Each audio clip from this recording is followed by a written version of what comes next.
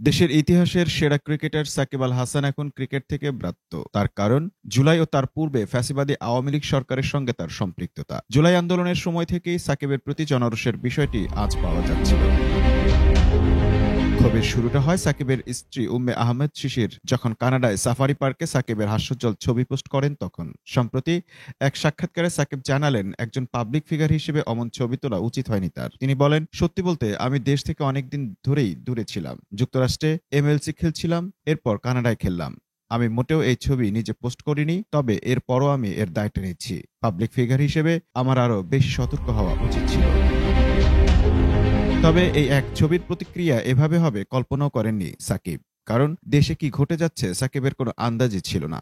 তিনি বলেন, সত্যি বলতে আমি ভাবতেও পারিনি বিষয়টি এভাবে বিস্ফোরিত হবে। এরপর আমি বুঝতে পারলাম পরিস্থিতি কতটা গুরুতর। আমি মানুষের সঙ্গে কথা বলেছি যারা আমাকে জানিয়েছে ছবিটার টাইমিংয়ে তাদের কষ্ট দিয়েছে। এটা একটা ভুল ছিল। আমাকে আরো সতর্ক হওয়া উচিত ছিল। সে ছবি প্রকাশ করার পর একবার এক সমর্থকের সঙ্গেও বাকবিতণ্ডা হয়েছে তার। কানাডার লিগে খেলার সময় তাকে গ্যালারি থেকে কেউ একজন বলে বসেন, দেশে এত কিছু হয়ে যাচ্ছে, সাকিব কেন কিছু করছেন না বা বলছেন না। সাকিবও তার পাল্টা জবাব দিয়েছিলেন সেদিন।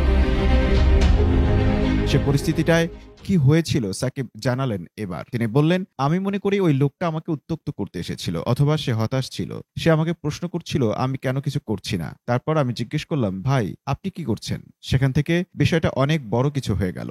সে পরিস্থিতিতে সাকিব অনেকটা কিংকর্তব্য বিমূঢ় হয়ে পড়েছিলেন, জানালেন তিনি নিজেই। তার কথা, তাকে সেখানে থাকা আরো অনেকজনকে জিজ্ঞেস করেছি, আমাকে বলুন আমি কি করতে পারি। আমি ইস্যুটাকে এড়িয়ে যাচ্ছিলাম না। তখন আমি বুঝতে পারছিলাম না কি করাটা কার্যকর হবে। সরকার ও অন্যরা আমাকে কিছু পোস্ট করতে বলছিল, কিন্তু তা করে কি লাভ হতো? এটা কি বিষয়টাকে সাহায্য করত? এটা কি আগুনে ঘি ঢালতো? এরপরও সাকিব জুলাইতে কোনো পোস্টই করেননি, কিছুই বলেননি, নীরবতাও ভাঙেননি। কেন তা করেননি সে প্রসঙ্গে সাকিব জানান, শুধু বলাটাকে তার কাছে ফাঁকা বুলি মনে হতো। সে কারণে একেবারে চুপ ছিলেন তিনি। তার কথা, আমি সবসময় দায়িত্ব নিয়ে কাজ করাতে বিশ্বাসী ছিলাম। যদি আমি পরিবর্তনটা সরাসরি আনতে না পারি, তাহলে ফাঁকা বুলি দিয়ে লাভ কি? আমন মাহফুজ, টাইম নিউজ ডেস্ক।